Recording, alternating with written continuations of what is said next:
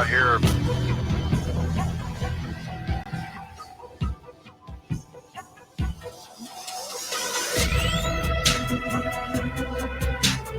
All I can remember is flipping the light on, and I see this creature, and I knew in my heart, I knew in my mind, the whole night, this isn't a man. Went to look forward, and there was a big black thing, is all I can call it, that was in midair going across the road in front of me.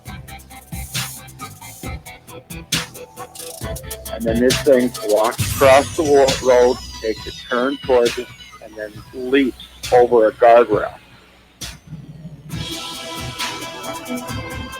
And the whole time, the whole thing was shadowing us, right behind us, right outside of us. You could kind of see the thing moving through the woods. There are thousands of perfect people whose word would be good on any other subject, who describe getting a good look at an enormous hair-covered upright animal. And that is a fact.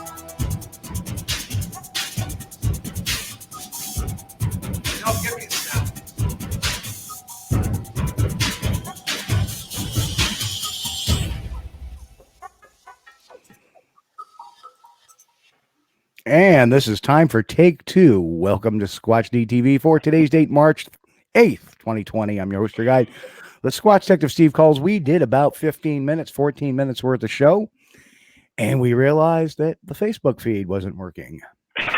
So Walt thanks says it's again, working now. Facebook. Yeah. Thanks again, Facebook, because for some reason the Restream app dropped off. So I have to go, and the Restream app was sending the feed to Facebook as it was YouTube and Periscope and Twitch and the websites. And what happened was Facebook wasn't doing anything. So basically, I just had to delete my Facebook account on Restream and re-add it.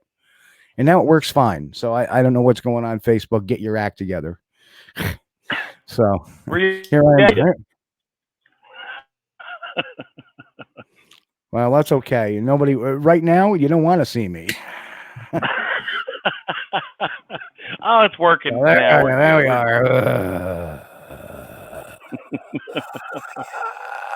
Anyway, all right. I've had enough. Hey. So anyway, Dave Dragonson checked in. So yeah, I thought you maybe were in Facebook jail. No. So Walt is back saying now it's working on Facebook. Dave Long, yo, Dave. And no, Tom, it was not you. And hello, Dave. Hi, Jimmy. So here's all the regulars. Hopefully our YouTubers will be popping in soon. If you're out there on YouTube, say hello. If you're out there on Periscope, on Twitter, say hello. We apologize that it did not work for a little bit there. And we do get the majority of our audience from Facebook. It represents probably about 55 to 60% of our audience, and the remainder comes in from YouTube, Twitter, and probably the one or two people that watch me on Twitch. It's probably going to be a few minutes before those other streams are up for people get back into them, Steve. So I wouldn't worry about it. I agree. So so anyway, we got our Facebook guys. Yes, we do. Okay. And it looks like thanks, Thomas. Hello, Thomas. Looks like YouTube has returned. So oy vey. So anyway, tonight we have an awesome guest. He's down there. We're gonna try this again. It's Mr. Robert Robinson. Hello, sir. Hey, Steve. Hey, Chris. How's it going? It's going well. It's going marvelously. I actually did not. He cast a spell on me. Yes. This is Mr. Ishtal. You're going to die. No, I'm just kidding. I'm being silly because I actually performed very well there under pressure, didn't I, Mr. Bennett? Yes, very well. I think I limited my curse words. Yeah. I don't think I even cursed on air. There might have been a little something slip, but nothing we can't overlook, you know. No F-bomb. So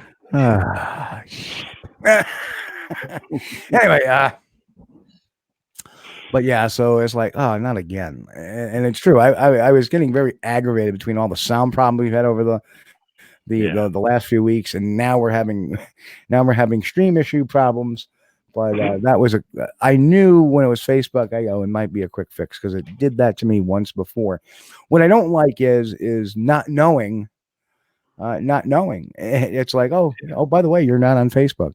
And the first thing that should have told me was by the audience count. Something was off. And I figured, well, maybe we advertised late. Maybe people are busy today. It's a warm day out there today for most people on the East Coast.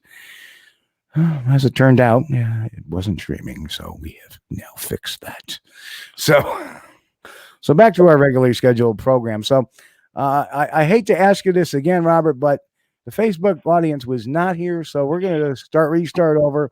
How in the world did you get into this crazy business of ours? Well, I got into it as a kid. I was an Army brat, grew up all over, mostly over in England. My mother's actually from Edinburgh, Scotland. And in one of our, times over there, I went to she took me up to Loch Ness and introduced me to the legend of the Loch Ness Monster, which, Steve, you did a whole show on that, which I might add, an excellent show. Later, back in the States, I saw that movie, The Legend of Boggy Creek.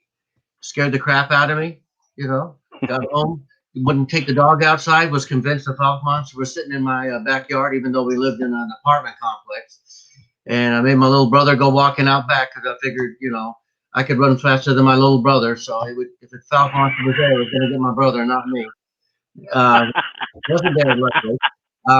But the whole thing got me, and I started, finding out books by, Ivan T. Sanderson and John Keel, and became a big fan of it. In high school, I talked two of my friends into going over to Louisiana, Missouri to go look for Momo, which we didn't really plan that one out too well. Didn't take any camping equipment with us. Figured it was going to be a day trip. Ended up sleeping in the car and all that stuff. So, it was fun out there looking around. And I think we had a barber or a librarian tell us where the sighting took place. We went out there to the Mississippi River and saw where it happened, but we didn't see anything.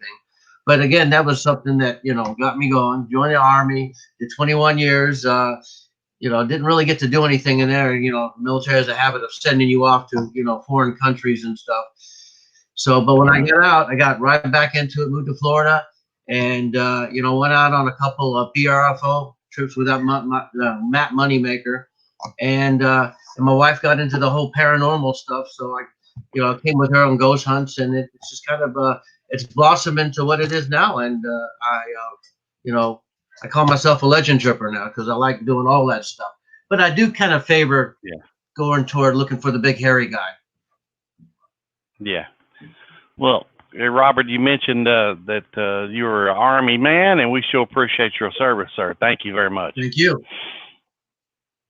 And I had noticed, let's see, we got any questions in there yet? No, good. I get to ask one. Okay. Now, since you've been checking these things out, Robert, have you had any kind of encounter or anything there locally in Florida? I've had some experiences. Yeah, my first was in 2012. We had a hunter who saw Thanksgiving morning on a tree stand, and his son actually had gotten a hold of me. He had somehow found out about me, and then he came in and told me what about his dad's sighting. And I said, if you can get your dad to come in, tell me about it. And he finally talked his dad into coming. He told me where it happened, and we made a trip out there. He showed me exactly. In fact, he took a film. He took his cell phone, and he took a short little video. Unfortunately, it's not a good quality because it was 6 o'clock in the morning, and there was a lot of morning mist over this field. But you can see something out there. Anyway, we went out there, and I put a couple trail cams over in an area where in the direction that the and I took my wife and my son and my daughter out there one night to go get the trail cams. And when me and my son, walked, from the Jeep over to where it was, we heard something splashing around in the swamps, and it was keeping tabs on us. And a couple of times I heard it like scream at us. And I was thinking, oh, that didn't sound like a bear or, a panther. Yeah. And anyway, you know, we kind of got to a tree and we kind of stayed behind the tree looking all around at it, you know. And my son had a pair of night vision, and using his night vision, I looked up and I could see some glowing eyes looking at me, and I could hear the animal making some kind of maybe it was a breathing noise of some sort, but he was making some kind of a hissing noise going on back there. Yeah. And I looked back and I couldn't find my son. I thought, oh man, he took off on me. He left me here by myself, you know. And normally I take bear mace and with me, but you see, the whole point that night, I was just going to go get the trail cam and come right back to the Jeep. Right. So I didn't have anything with me. So I'm standing there debating whether or not what to do. And I was trying to get a good look at it, but all I could see was the eyes.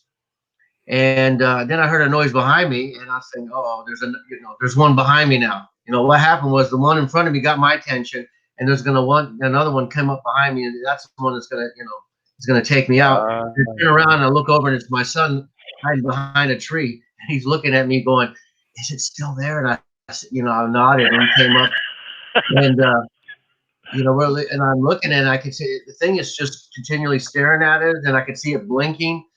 And then I heard it screamed a couple times, or not as loud as it did before. And then all of a sudden, my son says, "Pop, I think we need to leave. I think this thing, whatever it is, doesn't want us here." So I said, "You're right. That's time to, because I don't have anything to defend ourselves with if this animal gets aggressive." Right. So we started backing up, and it started screaming at us again.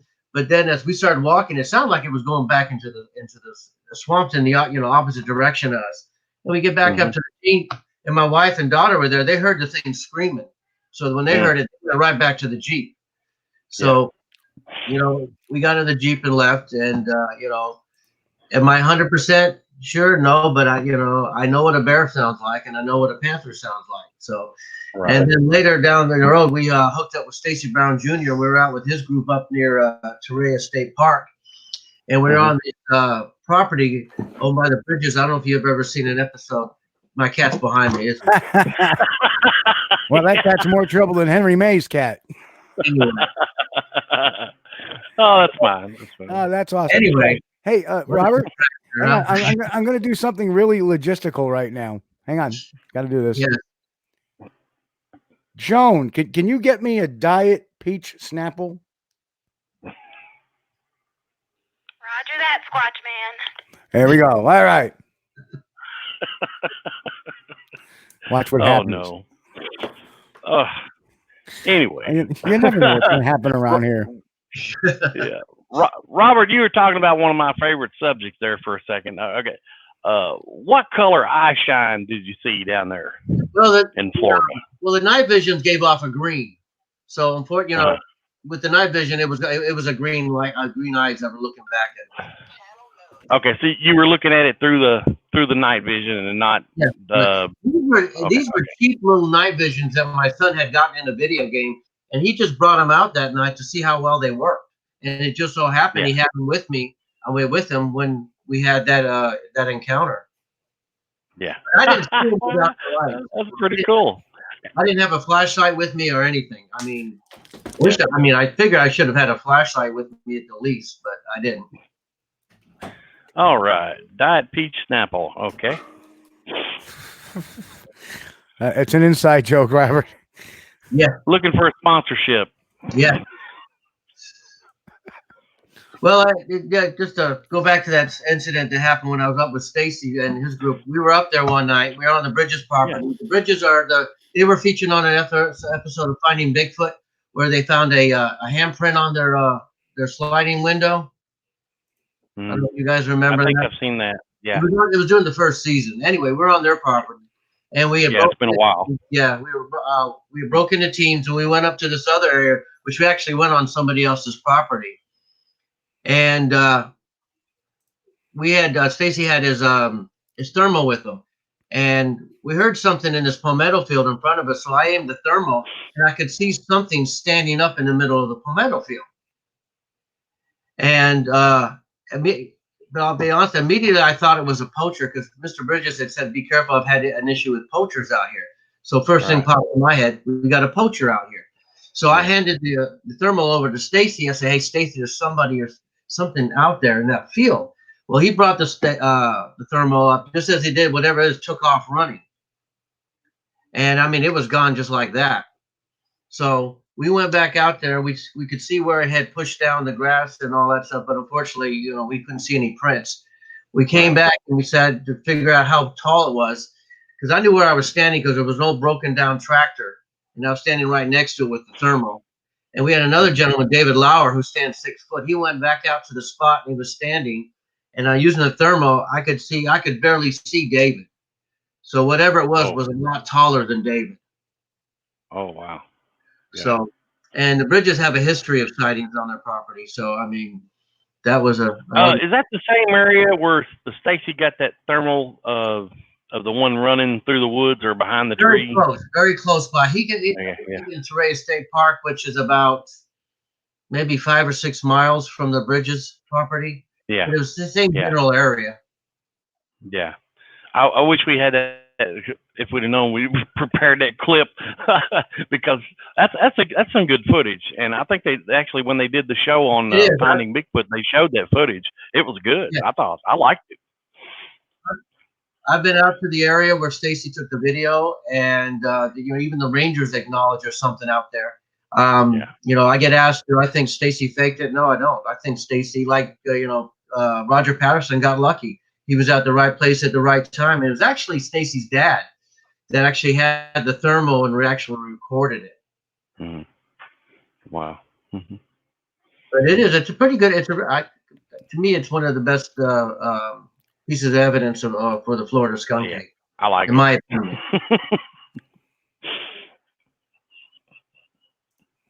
I'm sorry, I'm working through a couple of other little technical issues here. Nothing to do with the show. Oh, no. No, nothing to do with the show. I'm just doing a little cleanup here. Because when you tend to have some of the stuff going on. Well, let me ask Robert. Robert, I'm sure you've taken some reports from other guys that you've researched around with. Has there been any consistent report of eye shine color that you have noticed? Not lately. Okay. I mean, some of the sightings I've had have actually been more in the daytime or early evening, where you know, they pretty much got a pretty good look at this animal without the use of, you know, flashlight or anything. Right. We just recently talked to a ranger. I went out to an area near Lake Wells, and he said, "What are you doing out here?" And I, told him, "I'm out here just, looking for Bigfoot and stuff." And he goes, "Well, it could very well be here." And I was like, "Wow, that's rare for a ranger to say that to me." We had a couple of years ago. We had some hikers out here. Saw the thing walk right out in front of them, and scared the crap out of them. They turned around, ran right back, and got in their car, and we found out about it later. So, and I keep waiting for that couple to go to the BRFO site and make a report, but they haven't done so yet. So, but I mean, I've been walking out in that area, and that area is really good because there's been bear sightings and so it's pretty active for wildlife.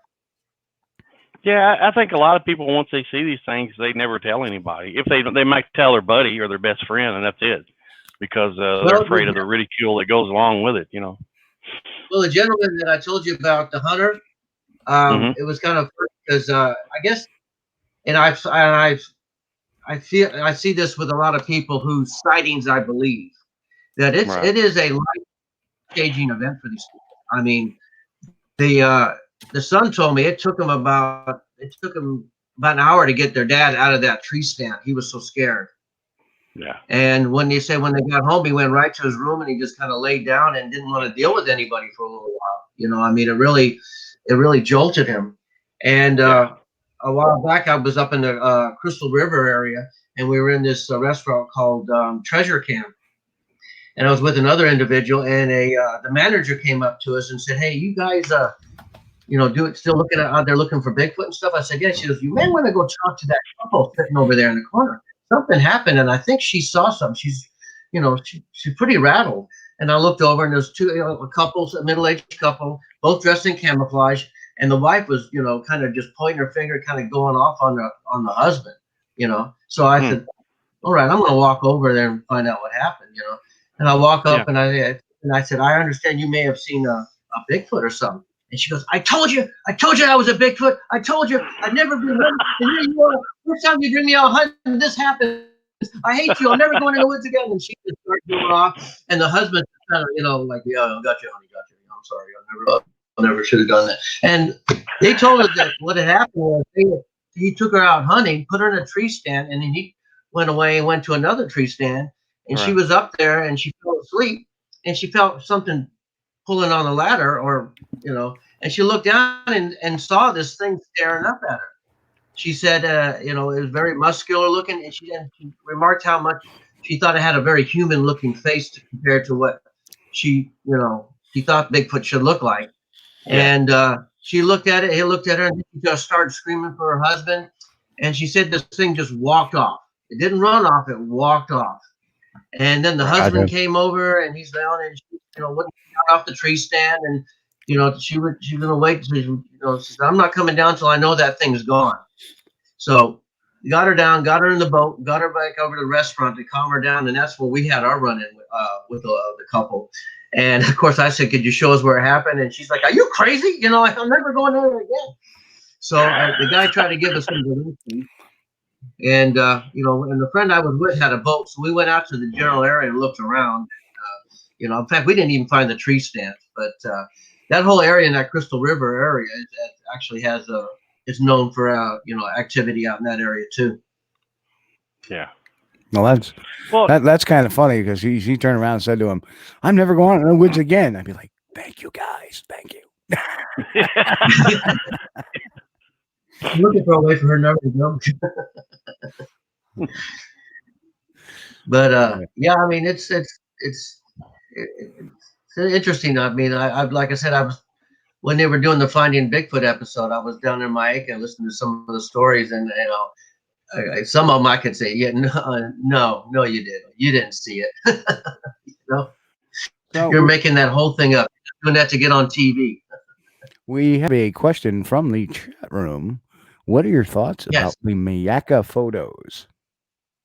Which is well, the Maica photos, 2000, these photos showed up at Sarasota Police Department with no return address, and there was a letter saying that, which for some reason people tend to believe it was a lady that wrote it, and I you know, it does sound like that, and whatever it was coming into her on their property at night. And she put out some, I think some fruit. I'm going to say apples. I may be wrong about that. And then she heard something coming out, and she stepped out and took a couple quick pictures. And these are the pictures that she took. And some people say it's an orangutan or an escaped orangutan, and that it's not real. Me personally, I think the jury's still out on those photos. That we don't have a return address, but maybe this woman is an elderly woman and just, you know, forgot to do that. You know, I mean, it happens. You know, but Lauren Coleman has the photos, and he's been putting them out there, hoping that whoever owns them will try to sue him. You know, he wants to find out where these photos came from. Well, here's the interesting thing I find about that. If you look at that, the hand on it down towards the lower left corner, it looks really authentic. Mm. You know, it's really kind of, now the interesting thing is that we have some eye shine going on with the critter, and a lot of people say, well, maybe it's an escaped orangutan or something like that. But none of the great apes, known great apes or acknowledged great apes, do not have a tapetum lucidum to give that kind of eye shine back. So, I don't know. It's a very curious thing. We do have an area north, a lot north, where there is, it's for chimps and stuff, where people have taken their chimps to, when they can't control them anymore. In fact, you know, Michael Jackson's chimpanzees supposedly ever there, if it's even still alive. But I don't know if they have any orangutans, and from my understanding, it's just chimpanzees they have there. So, I mean, I know that Florida's famous for exotic pets, but and during Hurricane Andrew, they did have some of their animals get loose, but there was no orangutans that got loose. So, I mean, from my understanding, everything was accountable. There were, like, I guess there was a couple tigers that got loose, but they later on found them.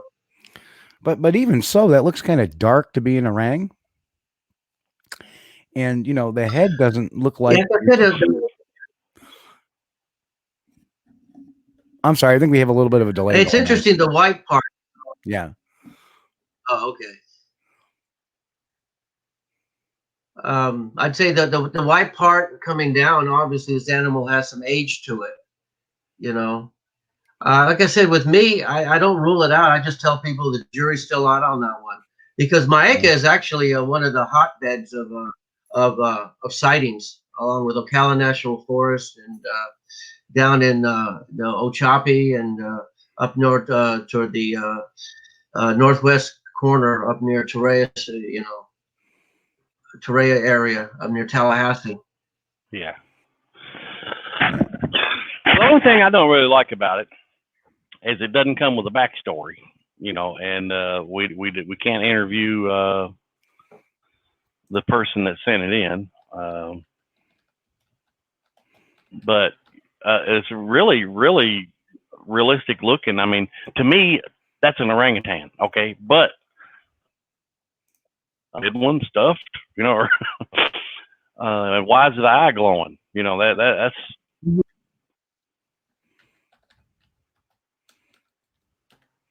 But I've always liked that. I've always liked that photo. Yeah. So I'm going to give us the backstory on it right now. Give me one quick second. I'm actually just getting that in the process of getting that in the queue. Of course, you know, we try to take on these things ad hoc, and the beautiful thing about that is we can do that here. So this is the letter that got sent with the Mayaka ape photos to the sheriff's department. And it says, you know, dear sir or madam, enclosed, please find some pictures I took in late September or early October of 2000. My husband says he thinks it's an orangutan. Is someone missing an orangutan? It is hard to judge from the photos how big this orangutan really is. It is crouching in a crouching position in the middle of standing up from where it was sitting. It froze as soon as the flash went off. I didn't even see it as I took the first picture because it was so dark. As soon as the flash went off for the second time, it stood up and started to move. I then heard the orangutan walk off into the brushes from where I was standing. I judge it as being 6.5 to 7 feet tall in a kneeling position. As soon as I realized how close it was, I got back to the house. It had an awful smell that lasted well after it left my yard. The orangutan was making deep whoomp noises. It sounded much farther away than it turned out to be. If I had known it was close to the hedgerow as it was, I wouldn't have walked up as close as I did. I'm a senior citizen, and if this animal had come out of the hedgerow after me, there wasn't a thing I could have done about it. I was about 10 foot away when it stood up. I am concerned because my grandchildren like to come down and explore in my backyard. An animal this big could hurt someone seriously. For 2 nights prior, it had been taking apples that my daughter brought down from up north off our back porch. These pictures were taken on the third night it had raided my apples. It had only come back one more night after that and took some apples that my husband had left out in order to get a better look at it. We left out 4 apples. I cut 2 of them in half. The orangutan only took the whole apples. We didn't see it take them. We waited up, but eventually had to go to bed. We got a dog back there now, and as far as we can tell, the orangutan hasn't been back. Please find out where this animal came from and who it belongs to. It shouldn't be on the loose like this. Someone will get hurt.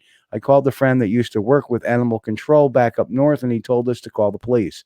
I don't want any fuss or people with guns traipsing around behind my house.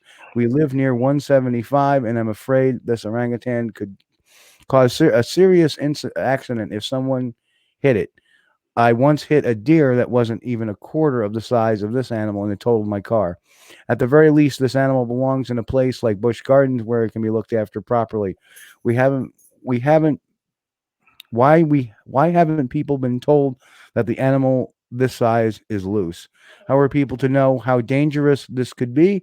If I had known an animal like this was loose, I wouldn't have approached it.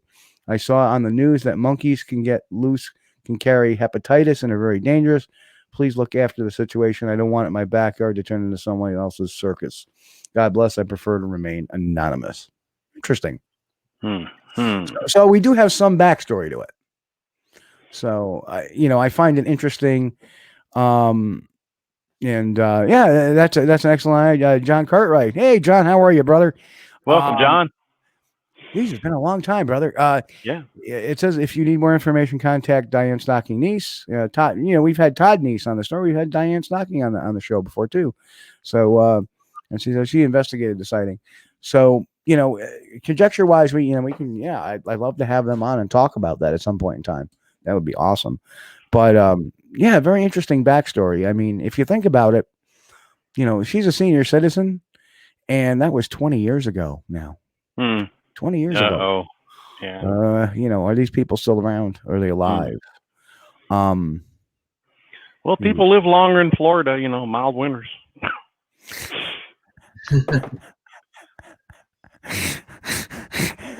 Is it true that Robert, that Florida is an Ophikanoki Indian word for where old people go to die? Oh, that's horrible. I'm sorry. Oh, Lord, I apologize. My wife loves it. I mean, she would take a house at Fort Myers or Lehigh Acres in a minute, buddy, and has been looking. So far from my acre. Oh, geez. Just to throw that out there. Very cool. I'm such a horrible person. God forgive me, please. I didn't mean to say that. It sounds callous, but I'm just having fun. So, yeah, I mean, it's one of those things that remain eternal. Yes, Chris. Let's talk about the book, Legend Tripping, because I don't know if we've covered that since we came back. Yes, let's cover your first book and what's going to happen in your second book. So, yeah, talk a little bit about your first book, Robert. That'd be great. First book, Legend Tripping, The Ultimate Adventure. It is a guidebook on how to go look for legends. I in fact, you're going to kind of get an idea that I do enjoy looking for the big hairy guy. In fact, he's got his own chapter in the book. Right. And I talk about different, Bigfoot legends around the country, United States. And I talk about other stuff, haunted places, buried treasure, UFO sightings and stuff. And my new book is called International Legend Tripping. Actually, that's the book you're holding up, Steve, is my my very first one. And unfortunately, I didn't like the way that one came out. So, and it's kind of an interesting story. When it came out, I wasn't really unhappy with it. I didn't like the way the publisher did it, and it wasn't the book I wanted to put out.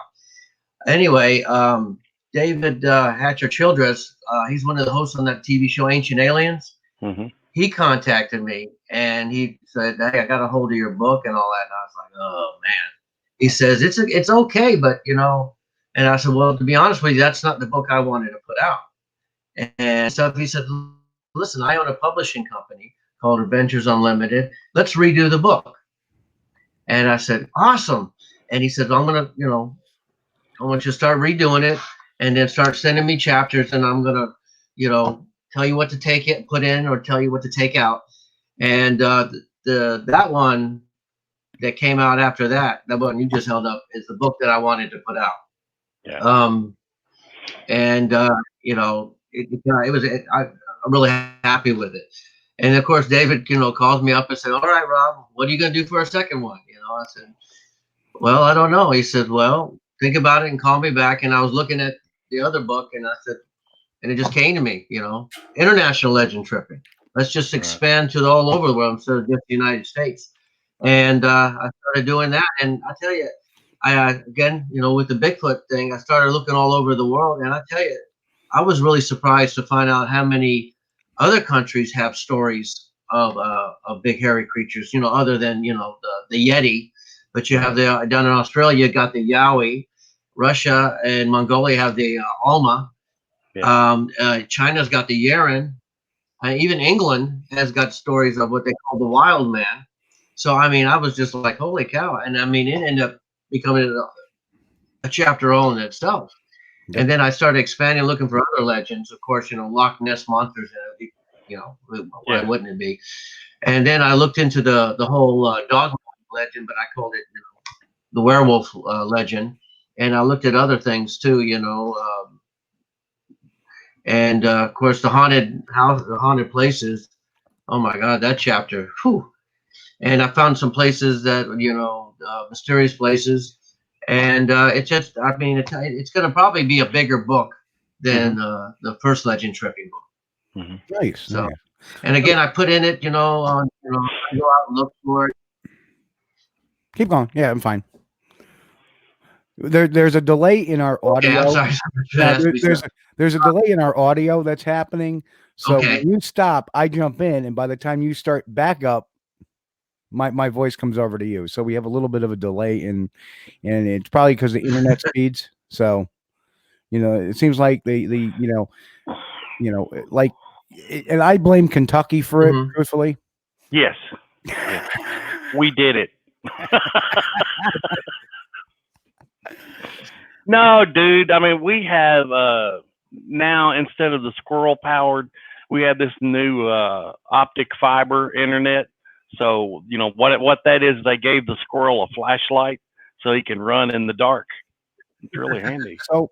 So let's do a quick fire round here, and you can say yay, nay, or not sure, based on, do you think something is legitimate or real or not? Just your opinion, and it doesn't have to be even based on fact. It's just your opinion. So let's start, of course, Bigfoot. I believe that there is a large unknown primate roaming parts of the world. Yes. You know, if I was Alex Trebek, you'd be saying, sorry, you didn't inform that and answer a question. I'm just kidding. Okay, cool. Let's go with Loch Ness Monster. Yay, nay, or not sure? When I was there, pretty much everybody was that said there was something down there, and of course, recently there's been some theories that it's actually a large eel, because they did that DNA testing of the water. Yeah. So it's possible to be a large eel. And you know, they had the old surgeon photo. They later on said it was a hoax, but there's people coming out saying that it couldn't have been a hoax, because, you know, the two toys they're talking about that the gentleman supposedly used weren't even invented during that time period. So, you know, but I do think there's something down in Loch Ness. Gotcha. Dogman.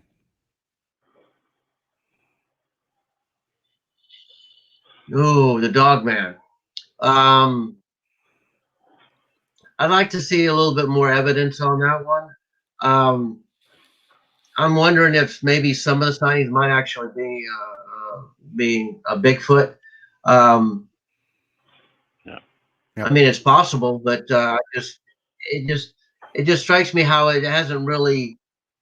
I mean, when I did my research as far as around the world, I mean, the werewolf legend around the world is, you know, is all over the place. In fact, down in Ecuador, you know, they got a werewolf legend down there that's been going on for quite a while. So I'd like to look into that one a little bit more before, but I think it's possible that there is some kind of a canine out there, but I need to see more.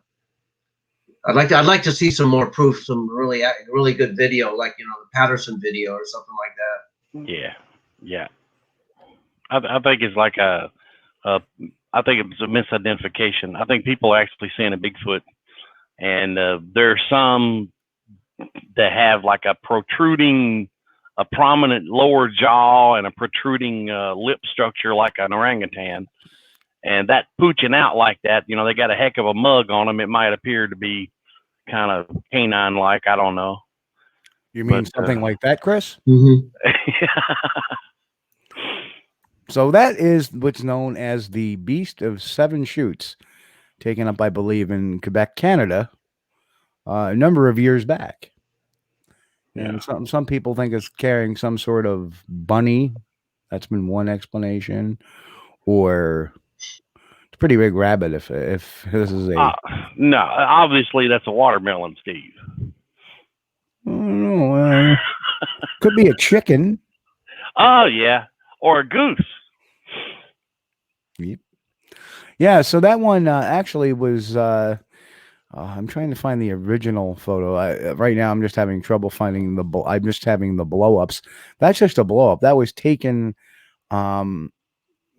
almost it was like in the middle of this huge picture.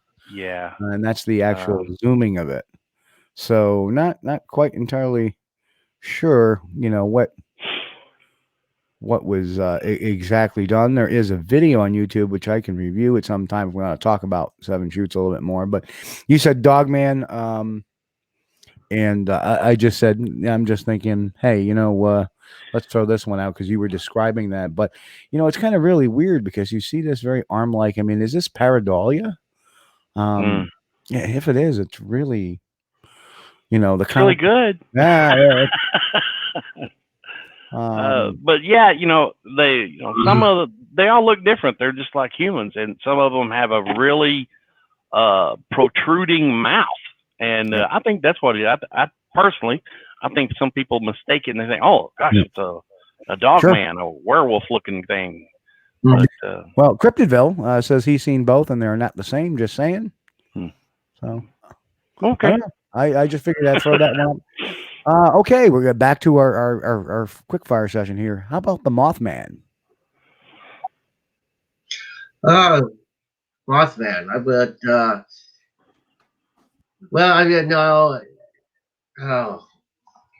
I don't know if it's actually been seen back in Point Pleasant anymore. I think they've had some sightings of a Mothman creature up in Chicago, if I'm not mistaken.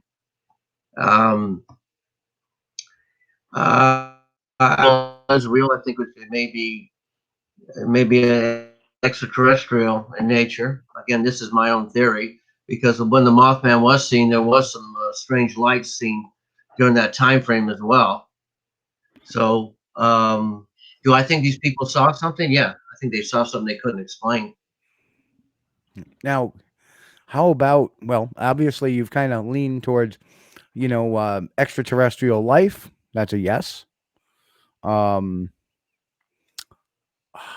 the other one? Paranormal stuff. Ghosts? Yes? No? Maybe? Let's see. I've had some experiences with stuff with the paranormal, which I haven't been able to explain. So, I mean, I haven't seen a full, apparition, but I've had some incidents where we've had some noises going on. Like we had an incident in a lighthouse where I heard something coming up the stairs, and I ran down to see if I, try to debunk it, and I couldn't debunk it. And when we went to leave, I said something to the lady at the gift shop, and she goes, "Oh yeah, that lighthouse is haunted." And I told her what happened. She goes, "Oh wow, that's pretty cool." I'm open to the paranormal. I'm gonna, I said, continue doing the ghost hunting with the wife in the hopes that I do get to go. I do get to see one. I was with her one time when unfortunately, a lot of times with the ghost hunts, after we set up the cameras and sit around, and unfortunately, sometimes I have to admit I have fallen asleep sitting there waiting for something to happen. I mean, we had one where there was supposedly a ghost of a naked lady, and I stayed awake for that one, but unfortunately, she never showed up. So a little disappointed on that one. Well, never underestimate the power of sitting in the dark and talking to furniture all night. Never underestimate that, because that's what you do as a ghost hunter. I know, I've been there, and I don't talk about. Yeah, I mean I don't talk about the paranormal side hardly at all on this show, but I am a co-founder and the director of a paranormal group. And we work we try to work some of the most severe haunting cases where people are having issues, and we don't do this really for money or any fame or anything like that. We don't do very many public events. A lot of our stuff is private. We deal with private clients, people who are having trouble, or other groups bringing us in and they're having trouble. But I've had a bunch of I'll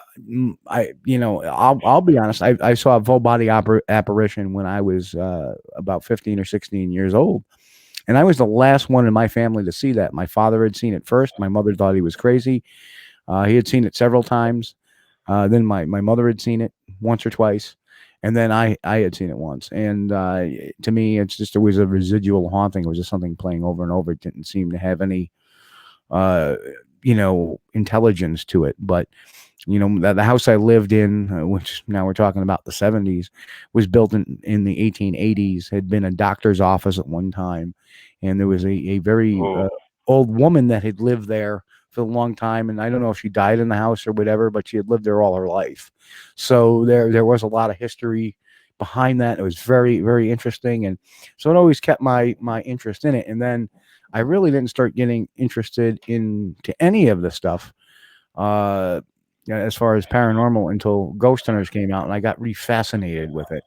And ghost hunting and stuff like that, to me, is more of a personal thing to me. It's not about proof, not about evidence, about seeing what I can find, and not necessarily what, hey, look what I found. Nothing to do with that. It's just what I found. And, I've been blessed to be at some really, really cool sites. I've been to the Shanley Hotel down in Appomattox, New York. I've been to the Hinsdale House a few times, more than a few times.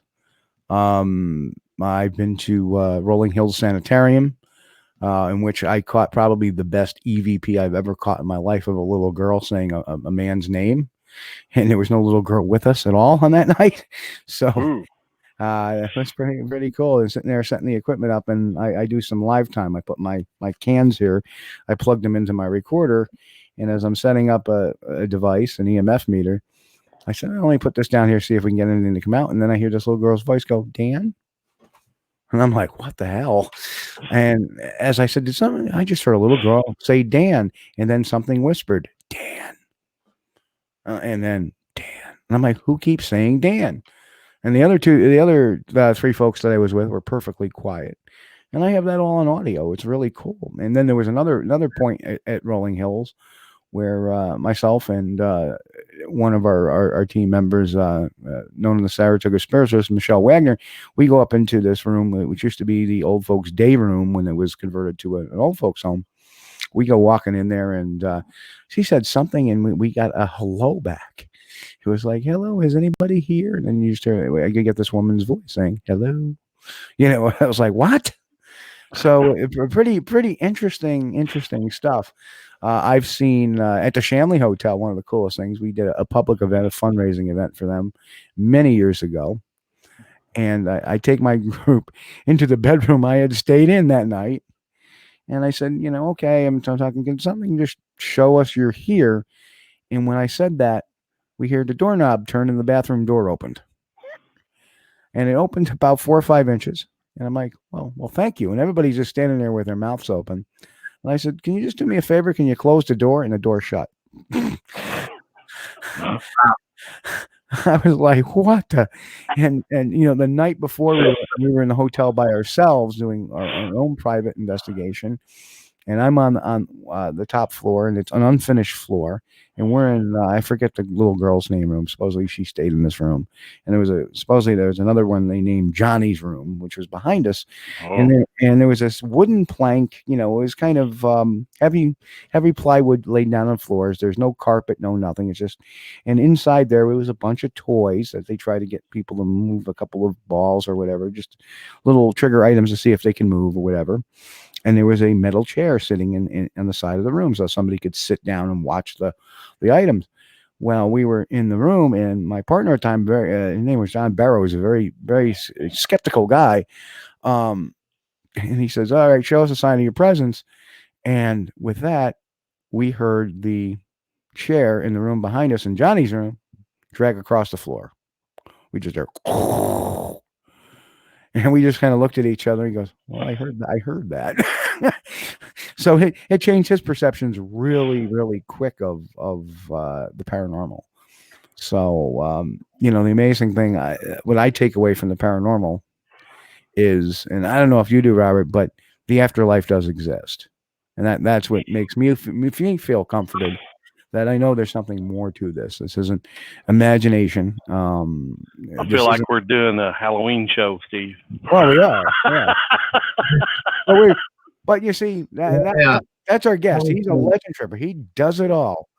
Yeah. But we're going to get off that topic. But I tell my wife if go ahead, Robert. I was going to say when I joke with my wife, if I die and if I have to, become a ghost, I want to haunt the waitress dressing room in a Hooters restaurant.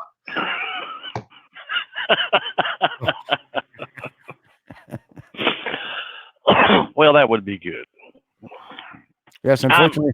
I remain skeptical. I'm sorry. I'm glad she's not here to hear me say it. All of a sudden, you see a flying pan go flying across the room behind him. Wow. Yes.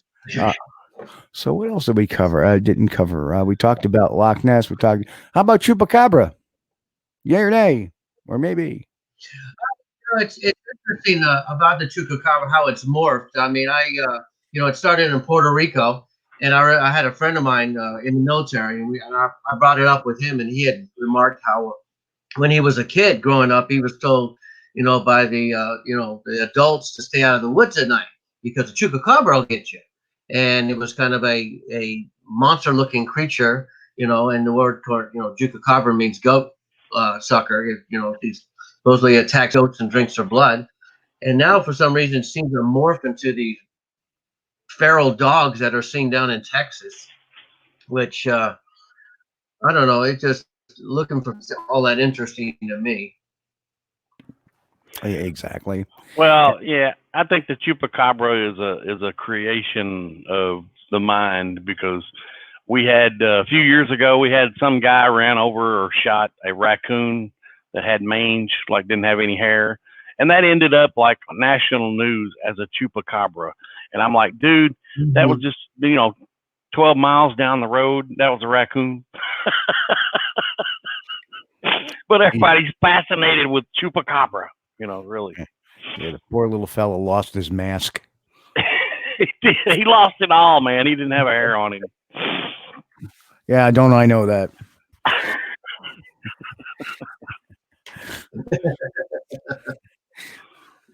I remember years ago, my youngest son looked at me, Daddy, you're bald.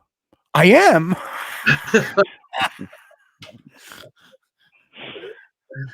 So I have a little. Nothing wrong with a bald head, Steve. I've been bald for about 23 years now, my man. Well, God made perfect heads, and the rest of them he put hair on. Just remember that. Yeah, that's right. Hey, and if anybody's out there, if you're losing your hair, if it's starting to go back further and further, don't worry about it, man. Don't fall into the trap. Don't go to the hair club for men and stuff like that. Just go ahead and shave it off. If you're going to be bald, just go all the way. Be bald. You can grow hair, facial hair. Yeah. All right. What we're going to talk about now? I don't know what to say to that. Yeah, let's get off the bald heads. Oh, anyway, I want to point out that that Robert's book, Legend Tripping, is available on Amazon, and I'm going to order me a copy. I suggest you do the same. Now that's some bad hair. Now, that's like a princess thing, except it's on the front of his head.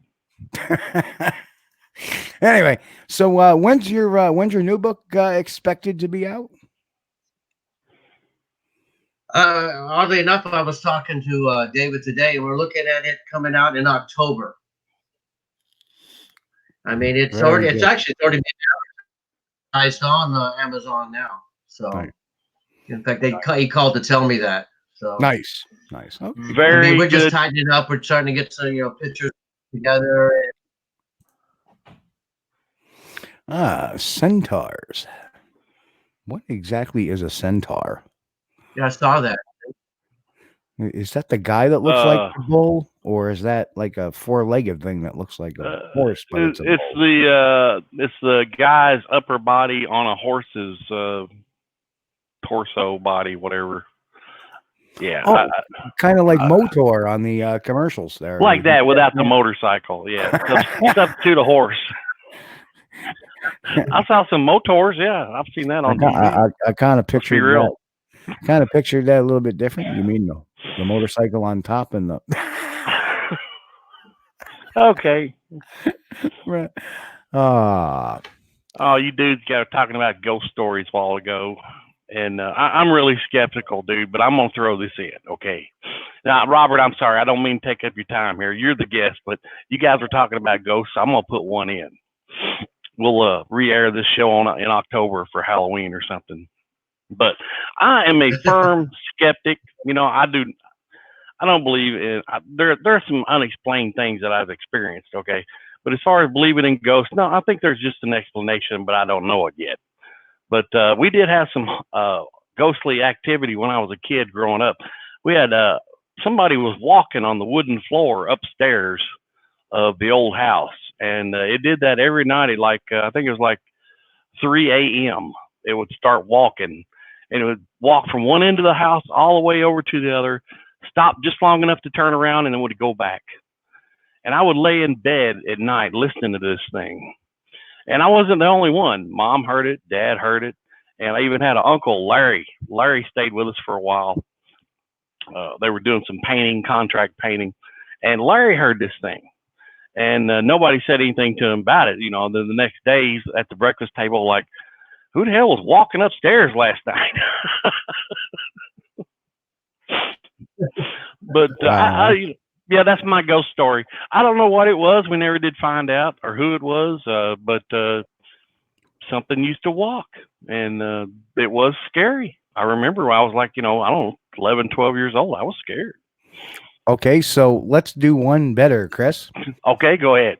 Everybody listen to this. So I actually have that Rolling Hills EVP I was talking to you about.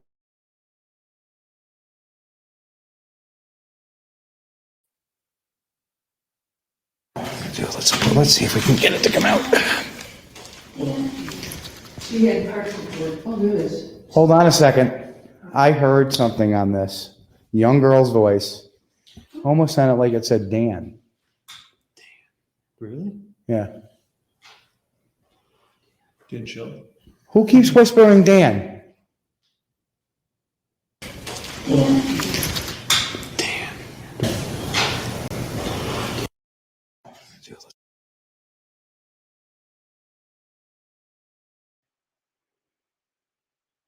You're muted, Steve. There you have it. The last few seconds of that was the muted one. Oops, let me hit that real quick. The last couple of seconds was the muted clips of the EVPs, but there's a little girl in there saying Dan, and then that was pretty cool. That is difficult to explain. Mm-hmm. Yeah. There was no kids there. I mean, I was there with two adult males, one female. They were actually from, I believe the one girl there was actually the older woman. I think she was from Rolling Hills Asylum. She's one of the help. And the other two were from Southlands Paranormal. So they weren't even part of my team. And we just kind of all broke off into little groups and were doing our own things. And that was at Rolling Hills Asylum, also known as the former Genesee County Poorhouse. Wow.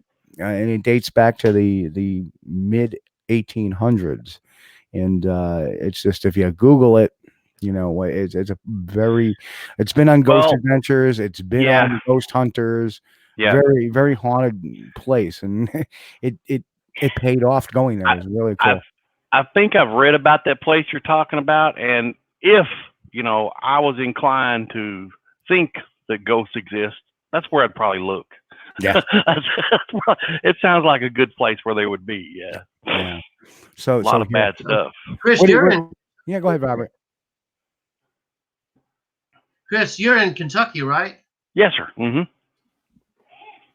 You got Waverly Hills up in your area, and that's supposed to be a mecca for ghost hunters to come up to, because they've got a lot of positive,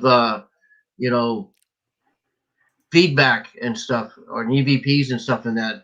I mean, my wife's she definitely wants to go do a ghost hunt in that place. Yeah, that is the Waverly Hills. I think it was the sanitarium in Louisville. Now that's actually about an hour north of me. I'm right about the middle of the state here. But yeah, that Waverly Hills is supposed to have been. It was like a hospital. I don't know if it was a mental hospital or not. They may have had a ward, but it was mainly a sanitarium for like tuberculosis patients, and they had a lot of deaths there. A lot. Of course, they had I mean, that place was in business for a long time, but it's got a really good history. I mean, it's really good history. It's got a dark history. So if anybody was into ghost hunting, that'd probably be a good place to go look around. Yeah. But I've never been there, but you know, I've read it. Of course, you know, hey, it's in Kentucky, so I'm gonna try to learn a little bit about it. And it's a pretty spooky place. Sound like. Speaking of Kentucky, Chris, I actually have been to Bobby Mackey's Music World. Yeah, that one is, and believe it or not, I don't have that one readily available or very well marked. So, but I got an EVP there as well. As I was filming, two people were talking back and forth, and all of a sudden, this third voice you could hear back in the background moan, and there was nobody. It was just the three of us in the building. Well, that'd be kind of hard to explain. But you know, like I said before, I remain a hardcore skeptic when it comes to the paranormal. And I have a lot of friends, you know, Scott, you know, he was into the paranormal investigation. Yep. Oh, and it came to find, he was asking me about a place one time called, in English terms, it would be the Haunted Hollow. But if you speak Kentuckian, it's the Haintin' Holler.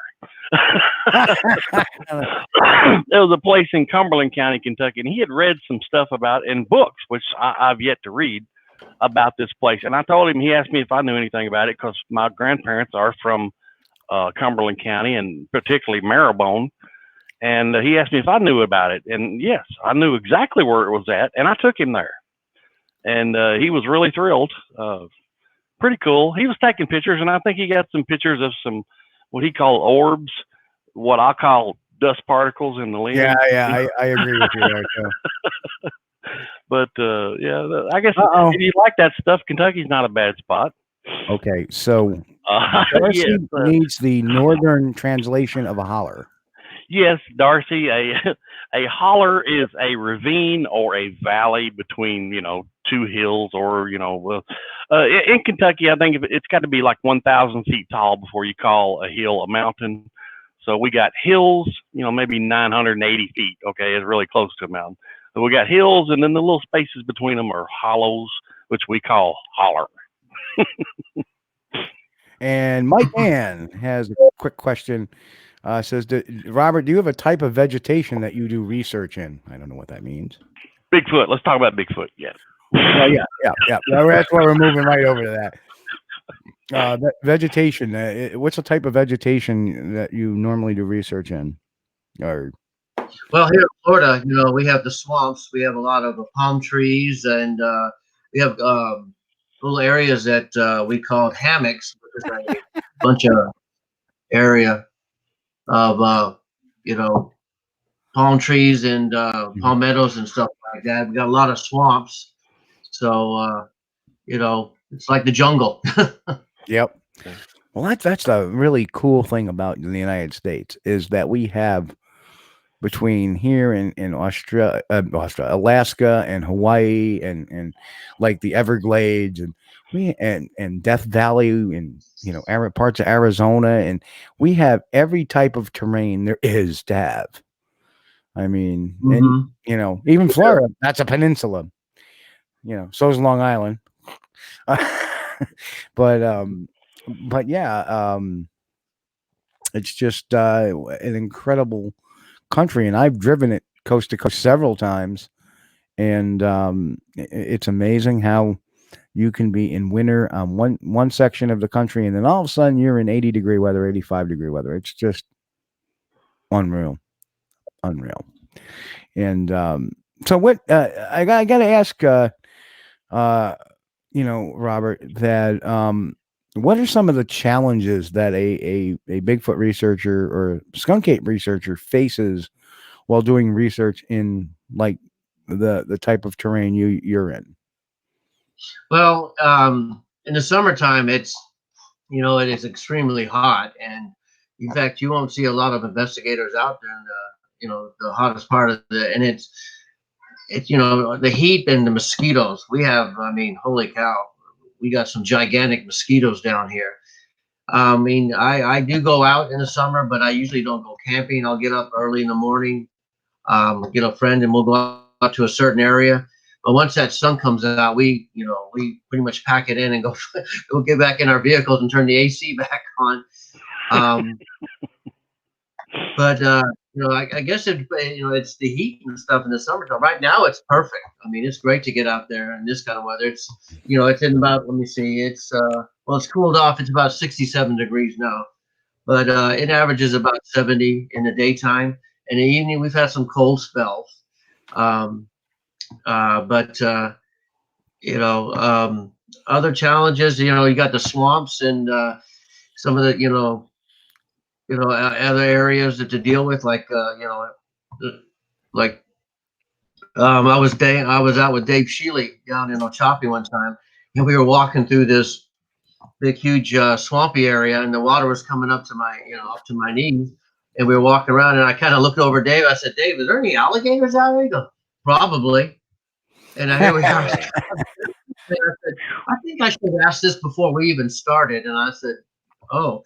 He said, "Oh, don't worry about it. Just drag your feet. If you hit one, he'll get out of your way. Just don't step on." Oh, yeah. Kind of like the stingray shuffle, huh?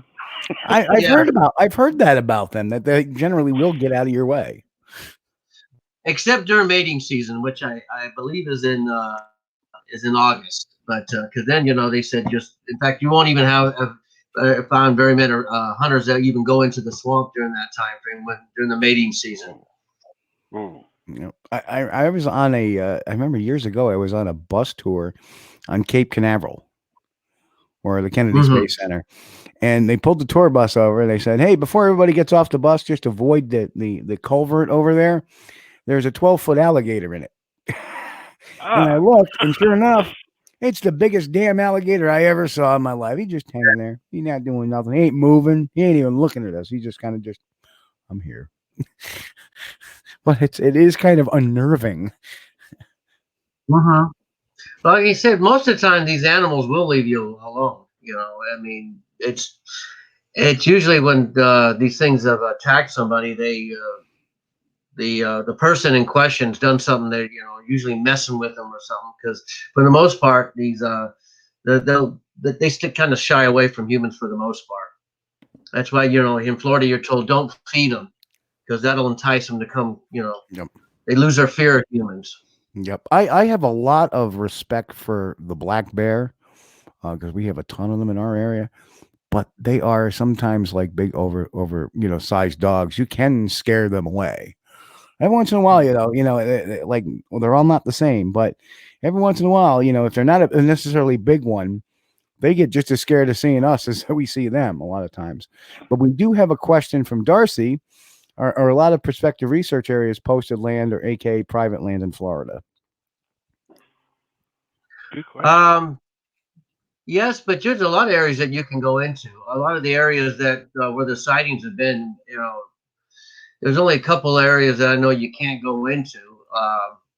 Like over where I'm at, you got Avon Park bombing range, and there has been some sightings out there, and unfortunately, you can't go out in that area. As far as private property, I haven't really ran into that too much.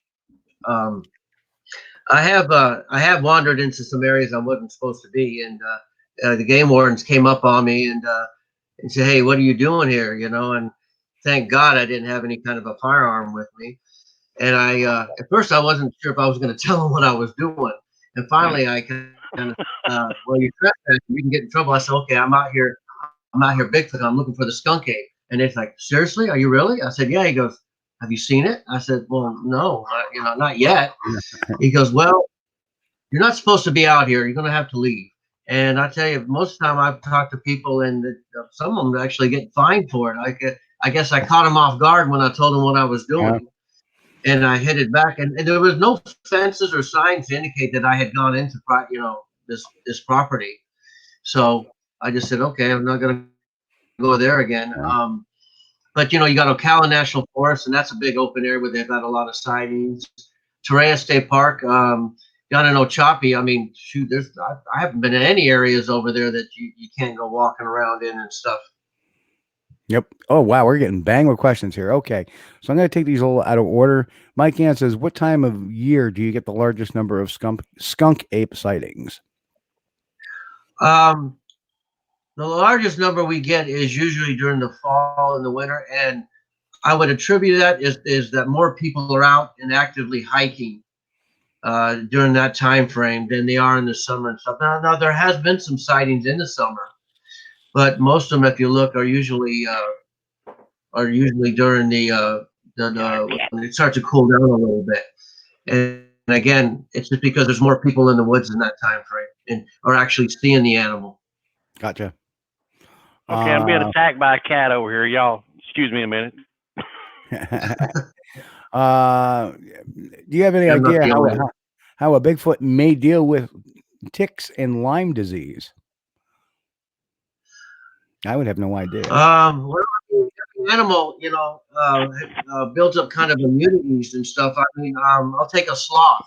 I was down in Panama, and they have ticks down there, and I saw we saw a sloth up in a tree, and I made a comment. Oh, look, I can see the ticks on this animal. And, I was talking to a veterinarian, and he said a lot of animals who have a lot of hair on them actually are not susceptible to Lyme disease or diseases the way humans are. And due to the fact that, these animals have a lot of hair on them and do live in this environment all the time, I would believe that they actually have a built up an immunity to these kind of things that the ticks and other animal, mosquitoes and stuff give off. Yeah, it's again, that's just it makes me wonder what kind of evolutionary changes they've had depending on. I mean, like you'd be surprised, like salmonella does not bother dogs, and because they're natural scavengers. And we often question whether or not, a skunk ape or a Sasquatch, not only are they probably hunters, but they're also opportunists as well. I mean, when we were, think about it as if we were out there looking for food, we would hunt. But hey, if there's something over here that we can eat, we'll go after that too, because, it's path of least resistance, less effort and more reward. So that's, it could be anything. Probably a good starting place to look with that type of question, Cindy, is probably do a little research on, types of diseases that affect, gorillas and chimpanzees. Not that they're the same as a Sasquatch completely, but it may give you an idea how they differ from us, which may give us some insight to how a Sasquatch may differ from us as well. So, well, Steve, I could chime in something about, the skunk ape, it gets its name because of the smell. But believe it or not, this animal has been seen and they haven't smelled it. And I'm wondering if these animals are almost like the gorilla, whereas the female urinates sexual pheromones, whereas the male sweats them out, causing a putrid type smell. And maybe that might be, some of the stories behind this animal and the smell. Some people say it's the mold that the animal, gets going into the swampy area, which it could very well be. I'm not sure. Yep. But I've always looked at some of the sightings where people have seen it and not smelled it. And then I've heard, heard where people smelled something. And then, of course, I've said, that night that I saw it, we didn't smell it. We just saw it. And then there's times when people see and smell it, yep. So, I mean, I've seen a couple and never smelled them. I found a track where I heard it and smelled it. And you're right, it does have this like skunky garbage, death-like smell, all musky, all wrapped up into one. It's the most unique smell. And I'm an ex-paramedic, and I've been in places where people have been laying dead for a week, laying dead for 3-4 days, laying dead for a couple of weeks. And those are the kind of smells that stick with you. Well, when I smelled this, it stuck with me. And it was nothing of that. It was the most unique smelling thing I've ever smelled. Never smelled it at that point. I've been going up there 6 years. Never smelled that in the 6 years I've been going up there. Haven't smelled it in the 14 years since. So, so it's very interesting. Ken Collins, he's got a question. What food types and what snakes do the Bigfoot contend with? So what would be a good source of food for the Sasquatch in Florida? And what kind of, what snakes do the Bigfoot contend with? Other than I would figure there's probably some some pythons that have been let loose into the wild, and some I don't know if there's any anaconda that have been let loose. I don't think so. Boas. Yep. And well, as far as the food source goes, we've got quite a bit. We have a lot of hogs down here. Quite a bit of hogs. We have deer, rabbits, and other small rodents like that.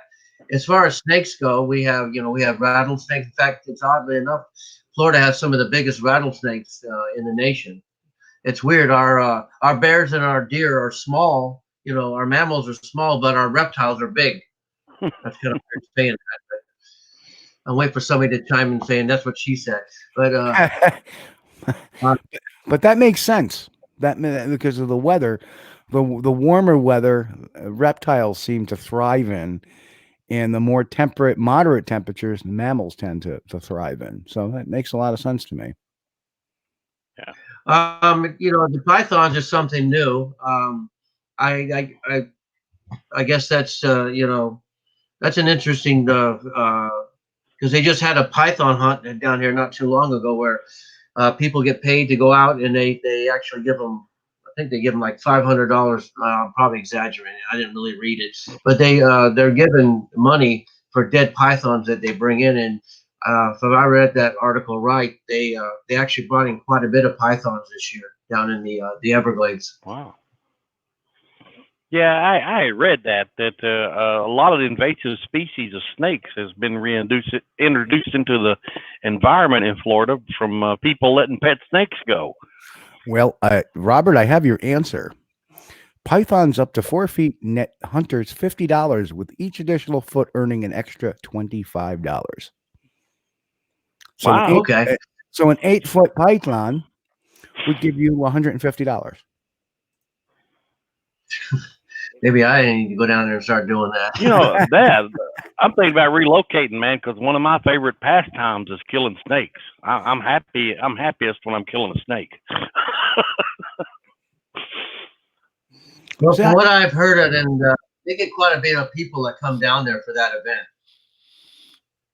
Well, it's and I know Chris likes killing snakes. I have no love for rattlesnakes, but I found I actually saw one a few years back.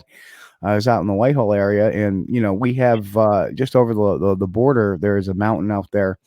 The name escapes me right now because I haven't been up it, but it has the largest rattlesnake population, I think, in the Northeast. And there's signs all over the place. So I stay away from that mountain quite a bit. But over there, pretty close to there, I actually found a 12-foot black corn snake going through the woods. And I was like, well, that's really cool. If I could grab them because they're not poisonous, that'd be kind of cool. I have no objection to non-venomous snakes. And I know the pythons, they have an ecological risk to Florida because they're not indigenous to that area. So I get that. And so probably the same with the boas, if there's any boa constrictors out there as well, because I'm sure there are. Oh yeah.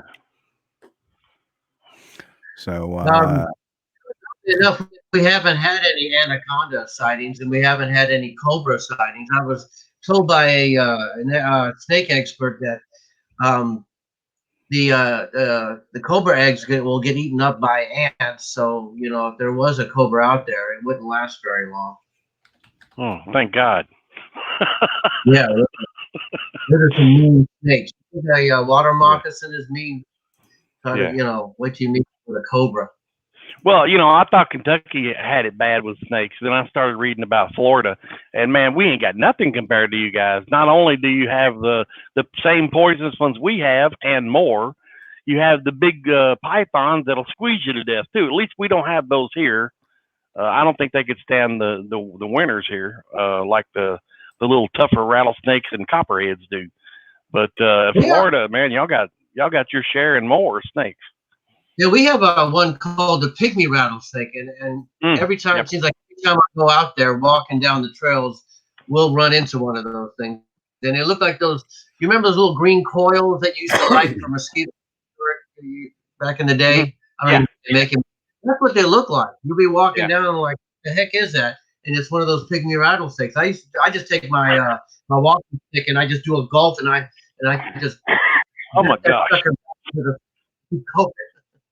And those are really bad about getting in around people's houses and stuff. And it's been a while, Robert, but if I'm not mistaken, I read an article about some lady shopping at a Lowe's in Florida that got bitten by a pygmy rattlesnake. She was over in like the gardening department, looking at some bushes or something, and got bit by a snake. Oh my God. Yeah, I've heard of one of the guys I work with. He's been bitten by a pygmy rattlesnake. So I mean, you know. They are, like I said, every time I've been out there walking the trails during the daytime, I've always ran into at least one pygmy rattlesnake. Right. Well, be careful, bud. Which is better. But apparently, you know, we got the, you know, the copperhead. I mean, not the copperheads, water moccasins, and those are just mean snakes. I mean, they're born pissed off. You know, I guess that's near. Oh yeah, yep. So we have another question. Let's see, where to go? Ah, is that the one Highlands have? Oh. Does Robert have any insight into the rake creature? And we're pulling that up right now. Oh, oops! I'm sorry. Wrong rake. Wrong rake. Hang on. I do. Oh, I'm sorry. Wrong rake again. Oh, I'm sorry. That's the roof rake. I'm sorry. Here we are. There we go. That is a neat picture. It almost reminds me of the Dover demon, you know, that occurred up in Massachusetts. But I have heard of it's like the was it the tall man? It was kind of invented on the internet. If I'm not mistaken, I see this picture. In fact, I tried to use it in my book because I thought it was a cool looking picture.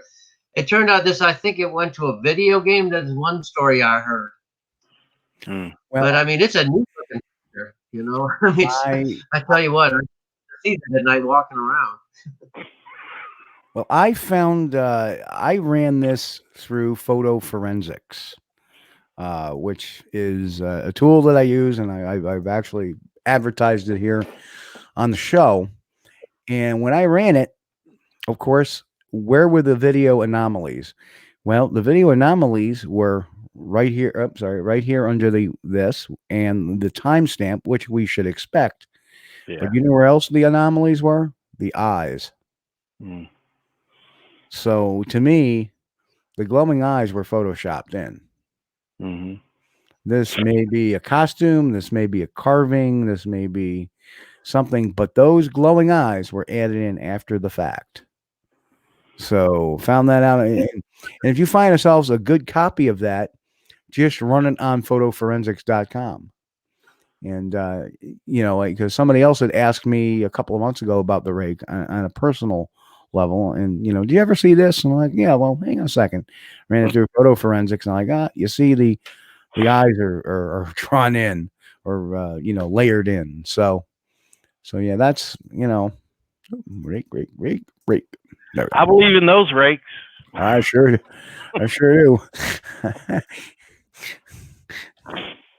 So, I mean, there's some, you know, unique looking creatures that I've been seeing. I mean, in Kentucky, Chris, you got the Hopkinsville goblins that were seen back in I forget the date. which more an alien extraterrestrial type of story. But I mean, Right. the guy described as these small little creatures running around outside his property. Right. Yes. That's one of the more famous UFO. As a matter of fact, I think they did an episode. I'm sure they did. I've watched part of it on. Oh gosh, what's that new show about UFOs that History did?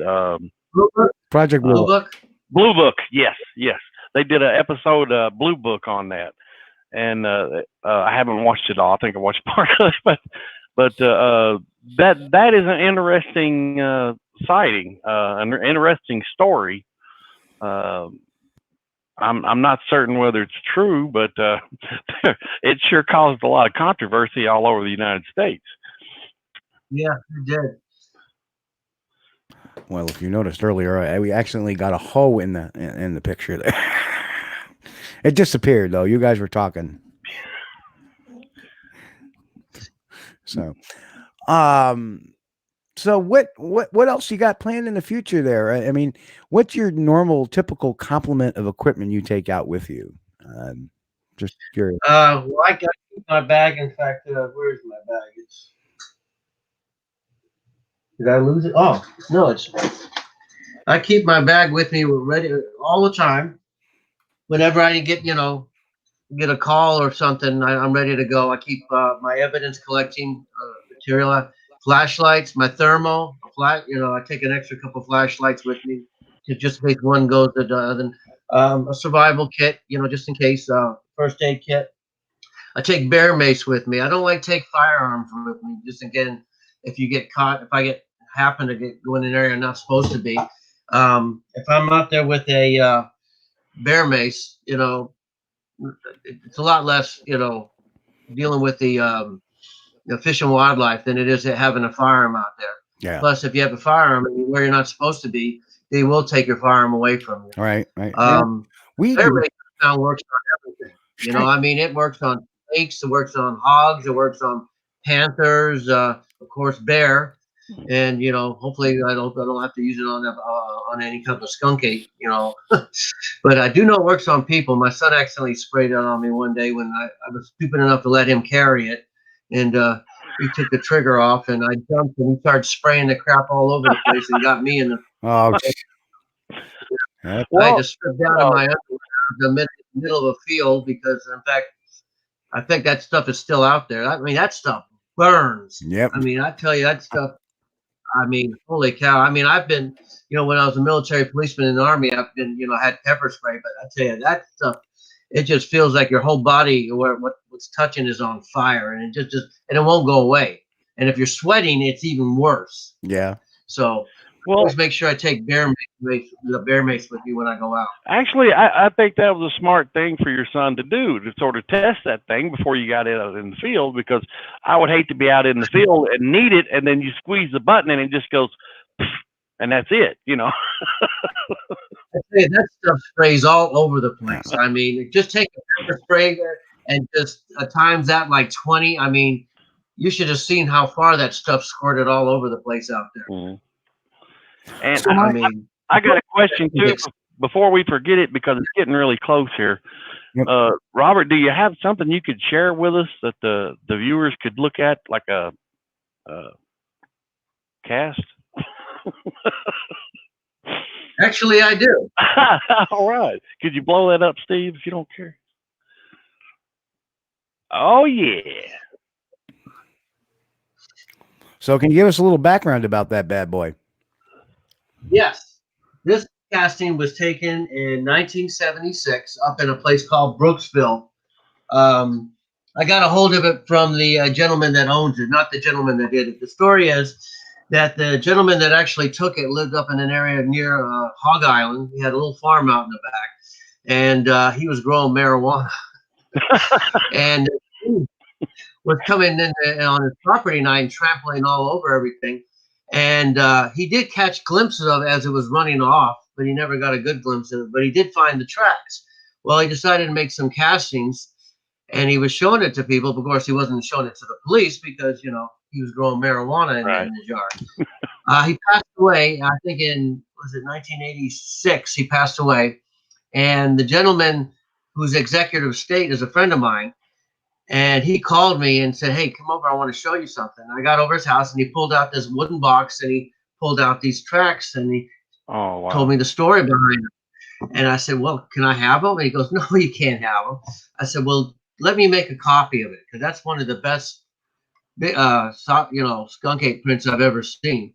So I went out and got some sand over at Walmart and we pushed it down and I got some casting material, made a copy of it. And there is a that's a right foot, there is a left foot, but the left foot casting was pretty much destroyed. And the gentleman that did use plaster of Paris and it didn't hold up very well. We did try to, but I noticed there was a couple pieces missing out of the left foot, so there was just nothing we could do with it. Yeah. But it is, like I said, it's probably one of the better prints I've seen. And I like the fact that, because there are some investigators down here who think this animal ranges from 6 foot at the highest to low, smaller. And I can tell you, looking at this print, that is not made by a 6 foot, tall animal. That's whoever made this print is a lot bigger than 6 foot. Right. And so what are the dimensions of that print, by the way? What's that? What are the dimensions of that print anyway? Let me look again. You just drew me on a blank. I believe it is. Okay, bud. Go ahead. Don't worry about it. But Darcy made a comment over on YouTube saying the width is enormous, and one of the things when I talk to a lot of people, I always have my Ford cast there, and for whatever reason in New York they don't get much big. The biggest one I think we've gotten out of New York is like 17 inches. And usually they run about 14, 15 inches, 13 inches. But the width, and that's why they call it a Bigfoot, because it's not so much the length, it's the width. That's like a quadruple wide foot. Right. And Robert's taking measurements.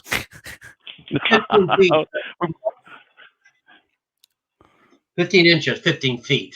15 inches by 8.5 going across. Is that midfoot or is that heel width? That was the biggest point that I measured it at right there. Gotcha. Okay.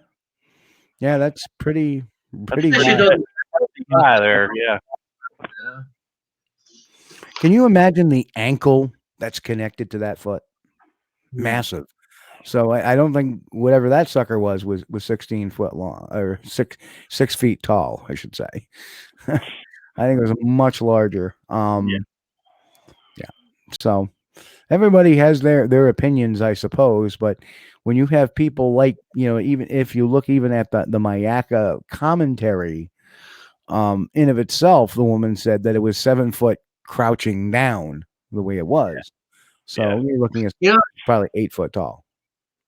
It's interesting because, I was doing some research and oddly enough, I was researching something else, but an orangutan averages the tallest they get is 6 foot.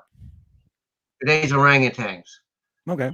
Because I was researching about a gentleman named Frank Buck, who back in the before World War II was going over to Malaysia and Singapore, getting animals to bring back, to zoos, and he got a hold of an 8 foot tall orangutan, and the village that he got it from, the people are saying they've never seen an orangutan like this at all. And the fact the orangutan itself had actually killed some of the villagers before they were able to catch it. Wow. And he purchased it, and unfortunately the animal died on the boat ride back to the United States. And back then, when these animals died, they would just throw them overboard because of, the sanitation problems, or didn't have it, and of course back then, Mr. Buck didn't realize he might have been dealing with it, or impende or whatever, the animals that are seen over in Malaysia. Yep. So, but I was researching orangutans, trying to get an idea of how tall they get, and what I've read, the tallest they get is about 6 foot tall. That's pretty tall. That's actually taller than I think a gorilla. I think a gorilla itself is not, it's probably close to that, but I think a gorilla is usually like 5.5 foot tall when it stands up completely, but it's so the muscular density of these creatures. That's why they have such incredible strength. The chimpanzee has the strength of like 5 to 6 people. Imagine. So it's just unbelievable what the thought process of how the strength of a Sasquatch could be. Could it overturn a car? Probably. So pretty interesting. Hey, we're winding down. We got 5 minutes left to show, and I did want to play a quick 30-second video before we check out and say our goodnights. And everybody can just take a quick break here. Our speakers can take a quick break and get a breath. And we're going to play this video real quick. It shouldn't take that long, but a very interesting event. I was at the Rochester Winter Parafest last week, which is the reason why we didn't have a show. I was en route back to home. Actually, I think I got home about 8:30 that evening, so it just wasn't enough time to prepare for a show and do it right. So hang on one second. I'll show you this pretty funny video.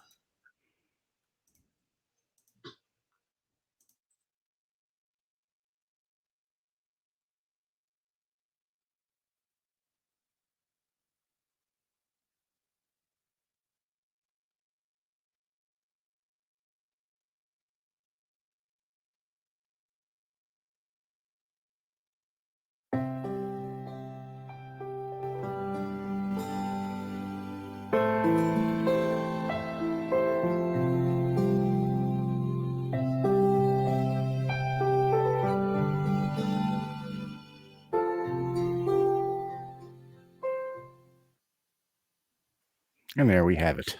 Mystery solved. Oh, I like that. Oh, you found him, Steve. You found him. I found him. He's a big huggable fella. It looks very loving, huggable. Mm-hmm. Yeah. Took pictures with a lot of people. Unlike the other Bigfoot, I don't like their picture taken. They actually came out clear. They weren't blurry. Yeah, So, I was going to say that was extremely well focused. Very good. It's probably because I wasn't taking the picture. It's kind of hard to take the picture when you got you're like, yeah. So, but anyway, we're just about at the end of the show. Robert, I want to thank you for coming on tonight, my brother. It's been a while since we've chatted, and it was a great pleasure having you back on. And you ever need anything, give me a holler. And if I'm ever down your way, I'll give you a holler. And Chris will be sitting in the holler. Doors always open. I'm gonna come over. You too, Chris. You come on. If you come down to Florida, you can look me up. We appreciate it. Thank you. Yeah. Welcome here in Kentucky anytime too. No. Oh, see, I was just asked. Did I ask the Bigfoot for a peach snapple? No. I didn't. I was caught up in the moment. Oh man. Now maybe next week I'll play the video of a guy that was harassing one of the people who was pulling their truck in to unload actually load their stuff up at the end of the thing, and some guy acted like a typical New York nutcase. And well, I handled him very deftly with some verbal judo, and he left. And I actually caught that on video too. That's for the YouTube viral channel. So, but anyway, folks, I want to thank everybody for being on tonight. I want to thank my audience out there. We can't do this show without you guys. We appreciate you guys, coming in every week. And, YouTubers, we ask, if you like what you see, we kindly ask you, please hit the thumbs up button, subscribe, hit that bell for notifications of future shows.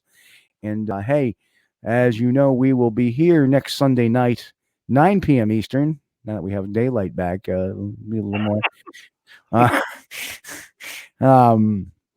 But we will be back here 9 p.m. Eastern next week here. Of course, you know where to find us there. They're all up there on the top. I don't feel like reading them off. But if you want to catch any replays, you can find them at squatchdtv.com. And be sure to visit the blog and the website at squatchdetective.com. And we'll catch you all next week. And remember, I want everybody to have a safe week, healthy week. God bless. And most of all, folks, keep on squatching. Have a good night. We got someone or something crawling around out here.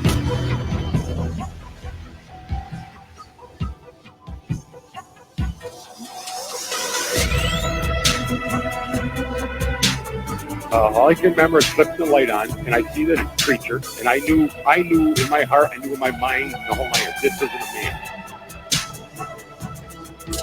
Went to look forward, and there was a big black thing, is all I can call it, that was in midair going across the road in front of me. And then this thing walks across the road, takes a turn towards us, and then leaps over a guardrail.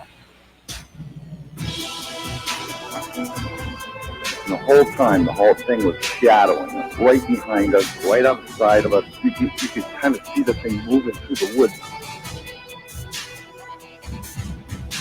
There are thousands of perfect people whose word would be good on any other subject who describe getting a good look at an enormous hair-covered upright animal. That is a fact.